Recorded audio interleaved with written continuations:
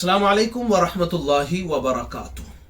रमज़ानुल मुबारक के बाबरकत महीने के अंदर जिस तरह मर्द हजरात तरावीह पढ़ते हैं, हुफ़्फ़ाज़ इकराम कुर्रा हजरात उलमा कुरान मजीद की तिलावत करते हैं, तरावीह के अंदर कुरान मजीद को सुनाते हैं और अवाम कुरान मजीद को तरावीह के अंदर सुनती है, इसी तरह खवातीन के लिए भी ज़रूरी है कि वो भी तरावीह की नमाज अदा करें।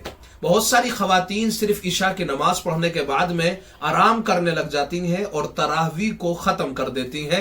हालांकि खवातीन के ऊपर भी तरावीह को पढ़ना उतना ही ज़रूरी है जितना उम्मत मुस्लिमा के मर्द हजरात के लिए ज़रूरी है।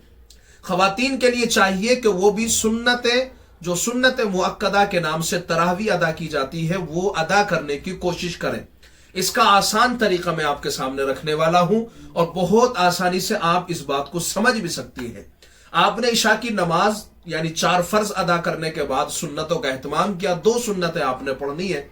उसके बाद में आप 2 रकात नमाज नफल पढ़ना चाहे तो पढ़ सकती हैं। उसके बाद में आपने 2 रकात करके 20 रकात तरावीह सुन्नत मुअक्कदा आपको अदा करनी है। आपने किस तरह नियत करनी है? आप चाहे तो 2 रकत की अलग-अलग नियत कर सकती है। आप चाहे 2 रकत की अलग-अलग नियत ना करके एक साथ 20 रकत की नियत करना भी काफी है। नियत नाम है दिल के इरादे का कि मैं 2 रकात सुन्नत मुअक्कदा तरावीह पढ़ने जा रही हूं या 20 रकत तरावीह पढ़ने जा रही हूं, काफी है। नियत जबान से करना भी जरूरी नहीं है, ये नियत काफी है। नियत करने के बाद में आपको सना पढ़ना है। सना के बाद में तावुज़ तस्मिया यानी आऊज़ु बिल्लाह और बिस्मिल्लाह और सूरतुल फातिहा, जो भी कुरान का आपको हिस्सा याद है, आपको वो कुरान मजीद का वो हिस्सा तिलावत करना है पहली रकत में। दूसरी रकत में जो आप बाकी हिस्सा है वो आपको तिलावत करना है। मिसाल के तौर पर आपको आखिर की 10 सूरतें अलम तरा से याद है तो आपने 10 रकतों के अंदर 10 सूरतें पढ़ लेनी है। फिर उसके बाद में फिर 10 पूरी हो जाएंगे, फिर दोबारा जब आप शुरू करेंगे 11-12 शुरू करेंगे तो फिर दोबारा अलम तरा से आप पढ़ना शुरू कर दें। इसको कहते हैं अलम तरा से पढ़ी जाने वाली नमाज यानी तरावीह जो अलम तरा से पढ़ी जाती है। तो खवातीन इस तरह बहुत आसानी से अपने घर के अंदर 20 रकात तरावीह पढ़ सकती हैं।